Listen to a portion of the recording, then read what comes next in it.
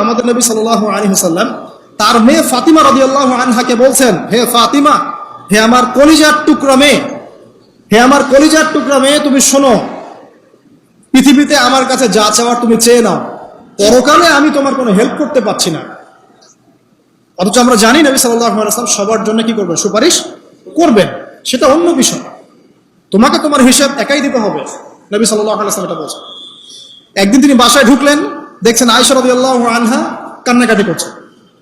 আয়েশা, আর বলে রাখি, আয়েশা রাদিয়াল্লাহু আনহা সম্পর্কে আমাদের নবীজি বলেছেন, তাকে প্রশ্ন করা হচ্ছে, আপনি পৃথিবীতে সবচেয়ে বেশি কাকে ভালোবাসেন? তিনি বলছেন আয়েশাকে। তারপরে কাকে ভালোবাসেন? আবু বকর। তারপর কাকে ভালোবাসেন? ওমর। কথা বুঝতে পারছেন? সেই আয়েশা রাদিয়াল্লাহু আনহা বাসায় কান্নাকাটি করছেন। তিনি বলছেন, কি জন্য কাঁদছো হে আয়েশা? আয়েশা রাদিয়াল্লাহু আনহা বলছেন, জাহান্নামের আযাবের ভয়ে আমি কাঁদছি। কি হবে ইয়া রাসূলুল্লাহ আমাদের শেষ হলো? তখন আল্লাহর নবী তার স্ত্রীকে বলছেন, যাকে তিনি সবচেয়ে বেশি ভালোবাসেন, তাকে বলছেন, তিনটা ক্ষেত্র বা তিনটা জায়গা আছে যখন পৃথিবীর কোনো মানুষকে চিনতে পারবে না পরকালে, এমনকি আমিও তোমাকে চিনতে পারবো না। সেটা কি? যখন এই যে মিজানের পাল্লাটা দাঁড় করানো, এই যে এটা ভারী হচ্ছে না হালকা হচ্ছে, এই সময় কেউ কাউকে চিনবে না, কারো কথা কারো মনে থাকবে না। যে গার্লফ্রেন্ডের জন্য আপনি জীবন দিচ্ছেন তার কথা আপনার মনে থাকবে না। যে স্ত্রী সন্তানের জন্য আপনি সারা জীবন দুর্নীতি করে গেলেন তার কথা আপনার মনে থাকবে না। এমনকি যে স্ত্রীর কাছে আপনি অনেক প্রেমময় স্বামী, সেও আপনার কথা মনে রাখবে না যখন মিজানের পাল্লাটা উঁচু করা। দুই, যখন আমল নামা ছুড়ে দেওয়া হবে, আমল নামা এভাবে উন্মুক্ত করে ছুড়ে দেওয়া হবে, ইকরা কিতাবাক, তুমি আজকে তোমার কিতাব পড়ো, ওয়া কাফা বিনাফসিকা আল-ইয়াওমা আলাইকা হাসিবা, আজকে তুমি নিজেই তোমার নফসের হিসাব নেওয়ার জন্য যথেষ্ট। এই সময় আয়েশা আমি তোমার কথা মনে রাখতে পারবো না। একটা হচ্ছে যখন মানুষ পুল সিরাত পার হবে, তখন কেউ কারো কথা মনে রাখবে না। এখান থেকে শিক্ষা কি? নূহ আলাইহিস সালামের পরিবারের সদস্য হয়েও তারা আল্লাহর আনুগত্য না করার কারণে জাহান্নামে যাচ্ছেন। লূত আলাইহিস সালামের পরিবারের সদস্য হয়েও ঈমান না আনার কারণে তারা কি করছেন? জাহান্নামে যাচ্ছেন। আমাদের শিক্ষা হচ্ছে আমাদের পরিবারগুলো, যে আমাদের এই বংশ, আমাদের এই যে টাকা পয়সা, স্ট্যাটাস, রং, বাড়ি গাড়ি, পলিটিক্যাল পদ, কোনো কিছুই আমাদেরকে আল্লাহর আযাব থেকে বাঁচাতে পারবে না যদি আমরা প্রকৃত মুসলিম মুমিন না হতে পারি। তো পরিবারের সদস্যদেরকে আল্লাহ পাক ঈমানদার হওয়ার তৌফিক এনায়েত করুন। এবার আসেন সামনে, আরো সামনে যান, দেখেন ওই যে ইব্রাহিম আলাইহিস সালাম, মনে আছে? বাবা হচ্ছে ওই সমাজের সবচেয়ে বড় লিডারের ডান হাত, নমরুদের ডান হাত। সে হচ্ছে মূর্তি পূজারীদের সর্দার, মানে মূর্তি সে বানাতো, স্ট্যাচু মেকার। ইব্রাহিম আলাইহিস সালামকে আল্লাহ পাক ওই ঘরেই জন্ম দিয়েছেন যেখানে তার বাবা একজন শিরকের কাণ্ডারী। ইব্রাহিম আলাইহিস সালাম তাকে বোঝানোর চেষ্টা করলেন, বাবা এটা শিরক, এটা শয়তানের কাজ, এখান থেকে ফিরে আসো, আমি তোমার জন্য আল্লাহর কাছে দোয়া করবো ইত্যাদি। বাবা তার কথা শুনলো না। এটা তো এমন না যে তিনি শুধু একবার বলেছেন, তিনি হয়তো বলতেই ছিলেন, একদিন দুই দিন না, কিন্তু বলতেই আছে। এক পর্যায়ে বাবা তাকে বের করে দিলেন বাসা থেকে, ফাহজুরহুম। এরকম করে ইব্রাহিম আলাইহিস সালামকে বের করে দেওয়া হয়। কিন্তু তিনি বললেন, সালামুন আলাইক, বাবা আপনার উপর শান্তি বর্ষিত হোক, হ্যাঁ আমার আব্বা আপনার প্রতি শান্তি বর্ষিত হোক, আমি আল্লাহর কাছে আপনার জন্য দোয়া করব। পরে যখন আল্লাহ পাক তাকে বললেন যে কোনো মুশরিকের জন্য তোমার দোয়া করার সম্ভাবনা পাবে না, তখন থেকে ইব্রাহিম আলাইহিস সালাম দোয়া করা বন্ধ করে দেন।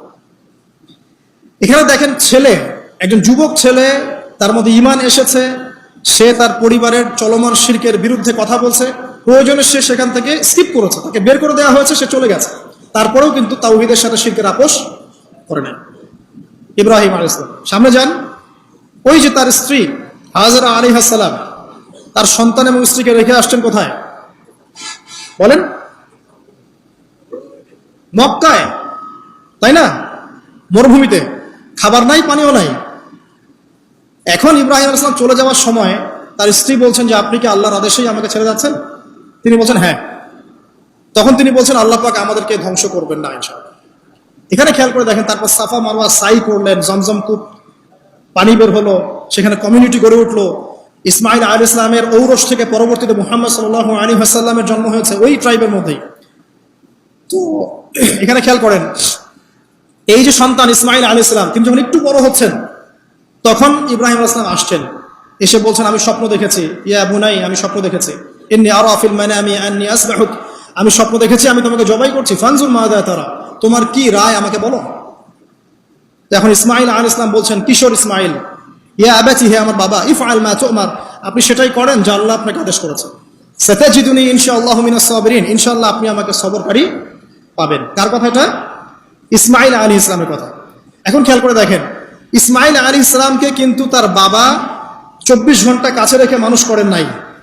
কারণ তিনি থাকতেন ওই যে প্যালেস্টাইনে, সেখানে আরেকজন স্ত্রী আছেন সারা আলাইহিস সালাম, আসা যাওয়া করতেন। মূলত তাকে মানুষ করেছে তার মা হাজারা আলাইহিস সালাম, যেই সবরকারী, আল্লাহর প্রতি তাওয়াক্কুলকারী মা বলেছিল, আল্লাহ যদি আপনাকে আদেশ করে থাকেন আমাদেরকে ছেড়ে যাওয়ার জন্য, সেই আল্লাহ আমাদেরকে ধ্বংস করবেন না। ওই যে তাওয়াক্কুল, ওই যে সবর, তার গর্ভ থেকে আল্লাহ পাক জন্ম দিয়েছেন ইসমাঈল আলাইহিস সালাম। যেমন মা তেমন সন্তান। যে সন্তান বলছে আমাকে জবাই করতে যদি আল্লাহ পাক আদেশ করে থাকেন আপনি করেন। তো ঘরের মধ্যে স্ত্রীরা, আমাদের ঘরের স্ত্রীরা যদি হাজারা আলাইহিস সালামের মতো না হতে পারে, সবরকারিনী এবং আল্লাহর প্রতি তাওয়াক্কুলকারিনী, আমাদের বোনেরা, আমাদের মায়েরা যদি হাজারা আলাইহিস সালামের মতো সবরকারিনী হতে না পারে, আল্লাহর প্রতি তাওয়াক্কুলকারী হতে না পারে, তাহলে তাদের গর্ভ থেকে কশ্চিনকালেও ইসমাঈলের জন্ম হবে না। কথা বুঝতে পারছেন? তাদের গর্ভ থেকে কশ্চিনকালেও ইসমাঈলের মতো সন্তানের জন্ম হবে না এবং ইসমাঈলী প্রজন্ম গড়ে উঠবে না। এই জন্যই আপনি তাকিয়ে দেখেন, ম্যাক্সিমাম পরিবারের সন্তান এখন বেলাইনে চলে গেছে। কারণ কি জানেন? মায়ের সমস্যা আছে। শুধু বাপেই সমস্যা থাকে না, মায়েও সমস্যা থাকে। মায়ের ফিতরাত সন্তানের মধ্যে চলে আসে। তো নারীরা যদি আল্লাহর আনুগত্যশীলা না হয়, মুমিনা মুসলিমা, 5 ওয়াক্ত নামাজ পড়া, লজ্জাস্থানের হেফাজত করা, খাস পর্দা করা, হ্যাঁ, স্বামীর আনুগত্যকারী, প্রেমময়ী, তারা যদি না হতে পারে, সবরকারিনী, তাওয়াক্কুলকারিনী, তাহলে ওই মায়েদের গর্ভ থেকে আপনি ইসমাঈলের মতো সন্তান কিন্তু পাবেন না। ইল্লা মাশাআল্লাহ, ইল্লা মাশাআল্লাহ। আরো সামনে যান, দেখেন নবী মুসা আলাইহিস সালাম একজন ব্যক্তিকে একটা ঘুষি দিয়েছেন, সেই ব্যক্তি ওইখানে স্পট ডেড। আর ফেরাউনের লোকজন তাকে ধাওয়া করছে। মুসা আলাইহিস সালাম মিশর থেকে চলে গেলেন মাদিয়ান নামক জায়গায়।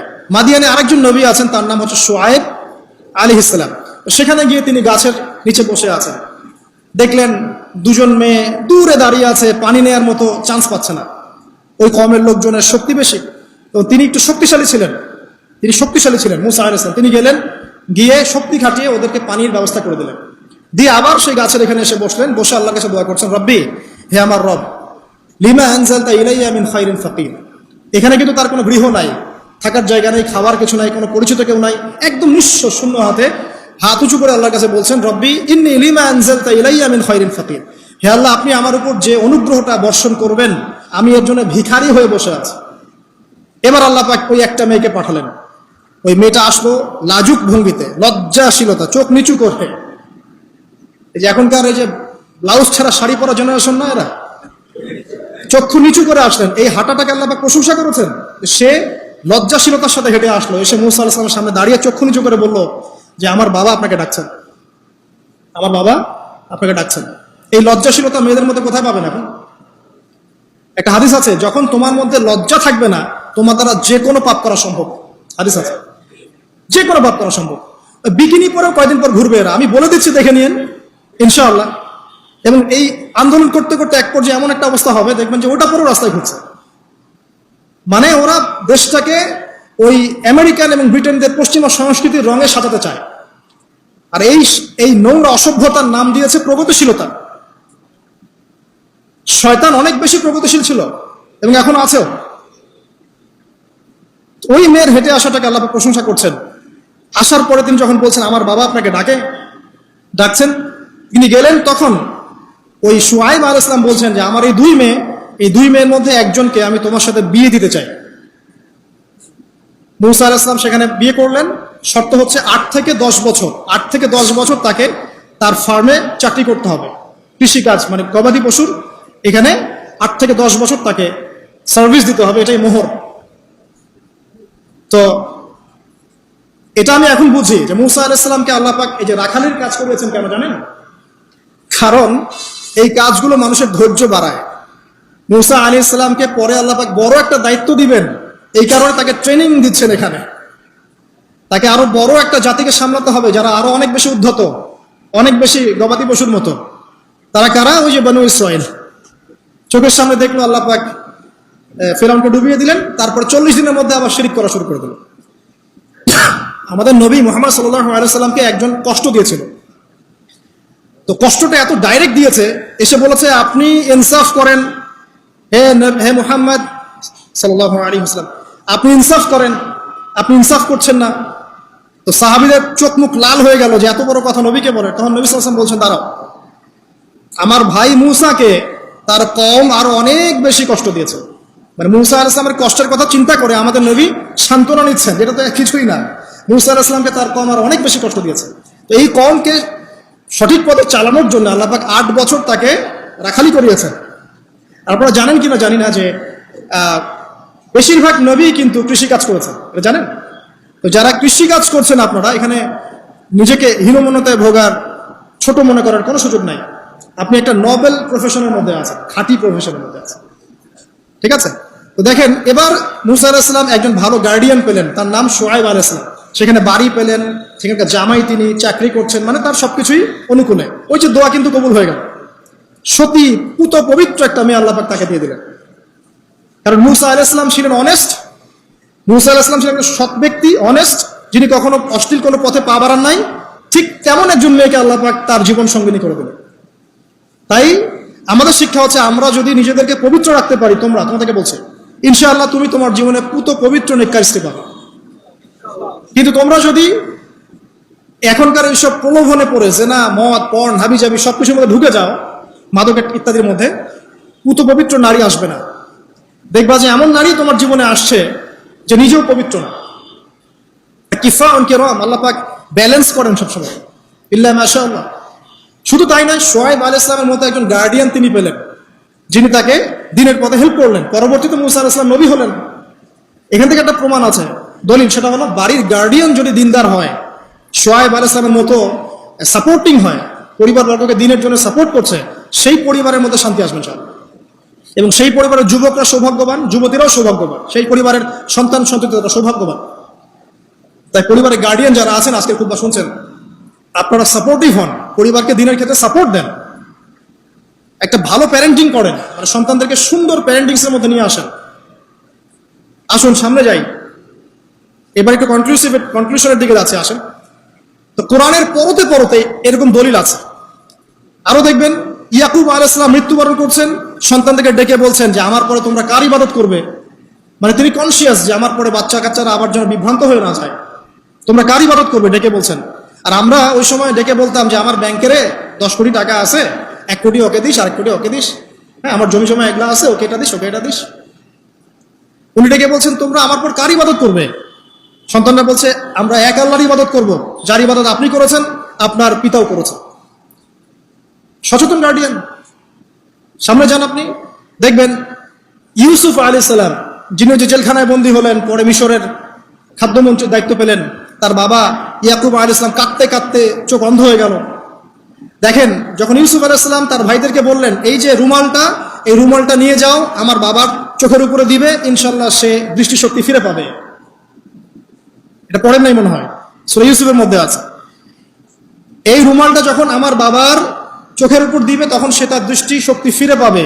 তখন ওই রুমালটা যখন তারা বহন করে নিয়ে আসছেন, অন্ধ ইয়াকুব আলাইহিস সালাম তিনি বলছেন যে আমি দূর থেকেই ইউসুফের গন্ধ পাচ্ছি। সূরা ইউসুফ আর জুলাইখার প্রেম কাহিনী নয়। সূরা ইউসুফ হচ্ছে তার পিতা ইয়াকুব আলাইহিস সালাম এবং এই যে তার ছেলে ইউসুফ আলাইহিস সালাম, তাদের মধ্যে ভালোবাসার কাহিনী। এটা ভালো করে পড়েন, ভালো করে বুঝবেন। এখানে পিতার সন্তানের ভালোবাসাকে বোঝানো হয়েছে। এত ভালোবাসেন তিনি সন্তানকে। এখান থেকে শিক্ষা কি? শিক্ষা হচ্ছে পিতাদেরকে, সন্তানদেরকে ভালোবাসতে হবে, আদর করতে হবে, কাছে থেকে বোঝাতে হবে। সবসময় শাসনের লাঠি ঘোরানো যাবে না। সন্তান যদি হোঁচট খায়, তার হাতটা ধরতে হবে, ধরে বলবে বাবা কি হয়েছে, আমি তো তোমার সাথে আছি। মা কি হয়েছে, হতাশ কেন হচ্ছে, আমি তোমার সাথে আছি। একটা রেজাল্ট খারাপ হচ্ছে তো কি হয়েছে, আমি তোমার সাথে আছি। বাবা নামাজ পড়ো, বাবা কোরআন তেলাওয়াত করো, আল্লাহকে ডাকো, আল্লাহ তোমার সাথে আছে। ওকে কনফিডেন্স দিতে হবে। যখন পিছন থেকে সন্তানরা কনফিডেন্স পাবে, এই সন্তানরা বড় হয়ে আত্মবিশ্বাসী হবে। আর পিছন থেকে যখন আপনি তাকে সবসময় শাসন করতে থাকবেন, জুলুম করতে থাকবেন, এ বড় হয়ে আপনাকে বৃদ্ধাশ্রমে পাঠাবে না তো কোথায় পাঠাবে? সন্তানকে ভালোবাসতে হবে। এটা বলে রাখি, এখানে দেশে আবার 30টা বৃদ্ধাশ্রমও আছে। ইসলামে বৃদ্ধাশ্রমের কোনো জায়গা নাই। আর এখন আমি চলমান একটা পত্রিকা রিপোর্ট দেখলাম গুগলে, নাম করা পত্রিকা, নাম বলছি না। তারা বলছে এখন বৃদ্ধাশ্রম সময়ের দাবি, বৃদ্ধাশ্রম এখন সময়ের দাবি, নাউজুবিল্লাহ। আর ইসলাম বলছে সবচেয়ে সেরা অধিকার দিবে মাকে, তারপরে মাকে, তারপরে মাকে, তারপর বাবাকে। মায়ের পায়ের নিচে জান্নাত, বাবার সন্তুষ্টিতে আল্লাহর সন্তুষ্টি, এগুলো ইসলাম বলছে। আর এখনকার সভ্যতা আমাদেরকে বলছে যে বৃদ্ধাশ্রম এখন সময়ের দাবি। ইউসুফ আলাইহিস সালামকে যেভাবে ভালোবাসতেন তার বাবা, সন্তানকে ভালোবাসো। আমাদের নবী মুহাম্মদ সাল্লাল্লাহু আলাইহি সাল্লাম মানুষকে যত ভালোবাসতেন, এর কারণ কি জানেন? ছোটবেলা থেকেই তাকে খুব ভালোবাসা দিয়ে মানুষ করা হয়েছে। তার মা তাকে ভালোবাসতেন, তার দুধ মা তাকে ভালোবাসতেন, তার দাদা আব্দুল মুত্তালিব তাকে সাথে করে নিয়ে ঘুরতেন, কাবার সামনে বসাতেন, বসিয়ে বলতেন তার নাম হচ্ছে মুহাম্মদ, প্রশংসিত। এই নামটা তখন আরবে কেউ রাখতো না। আমার এই নাতি, আমার এই ছেলের ছেলে ইনশাআল্লাহ এ বড় হয়ে নেতা হবে, এই কথা বলতেন, তাকে আত্মবিশ্বাস দিতেন। এমনকি তার দাদার ইন্তেকালের পর তার চাচা আবু তালেব মুসলিম না হয়েও সুদীর্ঘ সময় পর্যন্ত ভাতিজাকে সাপোর্ট দিয়েছেন। এই সাপোর্ট দেয়, কনফিডেন্স, এগুলো খুব ইম্পর্টেন্ট। এগুলোর ঘাটতি যখন হবে তখন এই যুব সমাজ পরিবারের সদস্যরা ফেড আপ হয়ে যাবে, মানসিক কষ্টে ভুগবে, মাদকের কাছে যাবে, অন্য একটা মেয়ের কাছে যাবে, পণে যাবে, আপনার মিউজিক্যাল ইনস্ট্রুমেন্টের কাছে যাবে। ঠিক আছে, আমরা শেষ করছি। এখান থেকে একটা শিক্ষা হচ্ছে যে আমাদের পরিবারের সদস্যদেরকে ভালোবাসা এবং তাদের প্রতি কনফিডেন্স দেয়া, তাদেরকে আল্লাহর পথে চলতে সাহায্য করা। ইনশাআল্লাহ দেখবেন যে তারা আপনাকে সম্মান করবে, আপনাকে একজন বন্ধু মনে করবে, যে না আমার পাশে কেউ আছে, আমি একা নই, এমনটা ফিল করবে। এটা খুব ইম্পর্টেন্ট।